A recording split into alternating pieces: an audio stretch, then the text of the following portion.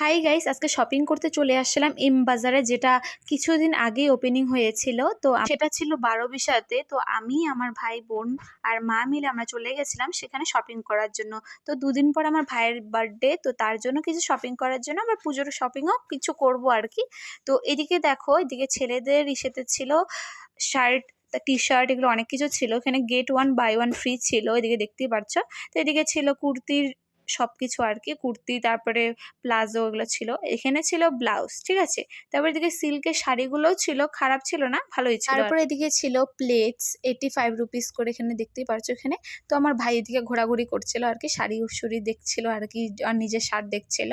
তো এদিকে দেখো, আমি আজকে এই ড্রেসআপটা পরে আসি, কিরকম লাগছে অবশ্যই কমেন্ট করো। তো ভাইয়ের জন্য ড্রেসআপ নিচ্ছিলাম আর কি, চুজ করছিলাম কোনটা নিব না নিব।